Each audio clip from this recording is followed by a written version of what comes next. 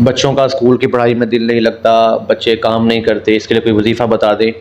اور بھئی وظیفہ جو ہے وہ پڑھائی سے زیادہ مشکل ہے، پڑھائی زیادہ آسان ہے۔ اگر کوئی بچہ اسکول میں یا پڑھائی میں دلچسپی نہیں رکھتا تو یہ 3 چیز کام کریں۔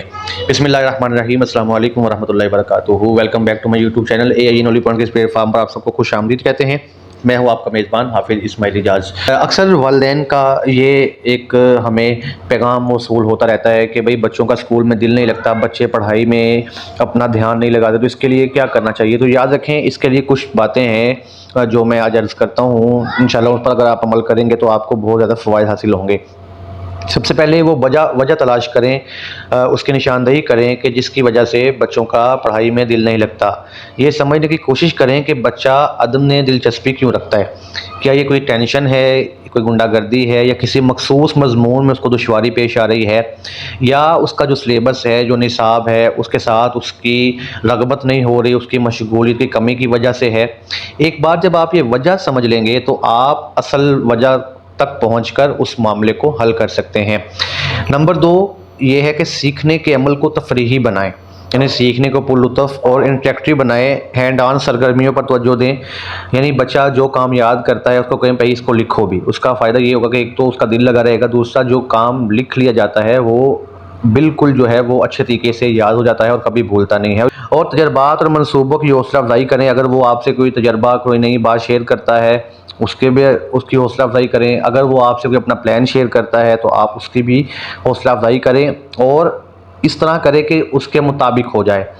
پھر اس کے ساتھ اس سے کیا فائدہ ہوگا کہ اس کے اسکول کے کام کرنے میں اس کو مدد ملے گی، اور پھر اس کو اس طرح کام کروائیں کہ اس کو کام جو ملا ہے وہ کم محسوس ہو، اور آپ جب ساتھ شامل ہوں گے اس کے مائنڈ سیٹ کو پڑھتے ہوئے تو اس کو مدد بھی ملے گی اور وہ تسلی سے کام کر لے گا۔ اور آخری اور خاص بات، بچے کو حل میں شامل کریں، یعنی بچے کی دلچسپیوں اور طاقتوں کو سمجھنے کے لیے ان کے ساتھ کھلی اوپن گفتگو کریں، لیکن اس کے شعور کے مطابق، اس کے معیار کے مطابق، اس کی سٹیج کے مطابق، جو اس کو سمجھ آئے، نہ کہ اس کے اوپر سے گزر جائے۔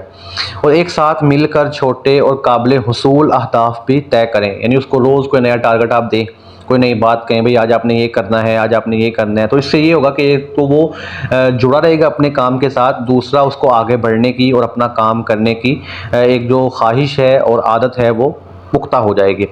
اور پھر اس کے بعد جب وہ کام وہ کر لے، وہ ہدف اپنا مکمل کر لے، تو اس کے ساتھ اس کی کامیابی کا جشن منائیں، اس کی حوصلہ افزائی کریں، اس کو اپریشیٹ کریں، اور پھر اس کو اپنے بالکل زیر سایہ رکھیں، اپنی ملکیت میں رکھیں، اور خود سکھاتے رہیں۔ یاد رکھیں اساتذہ کی اپنی ذمہ داری ہے، والدین کی اپنی ذمہ داری ہے، دونوں اپنی ذمہ داری نبھائیں گے تو بچہ معاشرے کا اچھا فرد بنے گا، ورنہ اگر ایک نے بھی گمراہی کی اور سائڈ پہ کر دیا تو بچہ جو ہے وہ اچھا انسان نہیں بن سکے گا۔ اور پھر جہاں بھی ممکن ہو انتخاب پیش کریں، اس کو میدان میں آنے کا سپیس دیں، اور اس کو ٹارگٹ دیں، اور جب وہ کام کرے تو اس کو اپریشیٹ کریں۔ ایک بات یاد رکھیں، ہر بچہ منفرد ہوتا ہے، کسی دوسرے بچے کے ساتھ، کسی دوست کے ساتھ، کسی کلاس میٹ کے ساتھ، کسی کزن کے ساتھ اس کو جو ہے نہ جوڑیں اور اس کے اوپر برڈن نہ ڈالیں۔ ہر بچہ منفرد ہوتا ہے، یہ بہت ضروری بات نہیں ہے، بہت لازمی نہیں ہے کہ ایک انسان، ایک بچہ ایک کام کرتا ہے تو آپ کا بچہ بھی سیم وہی کام کرے۔ ہو سکتا ہے آپ کا بچہ اسے اچھا کرنے کی صلاحیت رکھتا ہو، مگر آپ اس کو احساس کمتری کا شکار کر رہے ہیں اس کے ساتھ کمپیئر کرتے ہوئے۔ تو بہتر ہے کہ جو آپ کے بچے کا لیول ہے اس کے مطابق رہیں۔ ہر بچہ چونکہ منفرد ہوتا ہے تو صحیح طریقہ تلاش کرنے میں وقت بھی لگ سکتا ہے، سو اس کو موقع دیں، سپیس دیں، صبر کریں، معاون ثابت ہوں، معاون بنیں، اور اس کے ساتھ تعاون کریں تاکہ وہ زندگی میں آگے بڑھ سکے۔ اس کے ساتھ ہی اپنے میزبان کو اجازت دیجیے، دعا میں یاد رکھیے، دیکھتے رہیے اے آئی نولی پوائنٹ۔ اللہ حافظ۔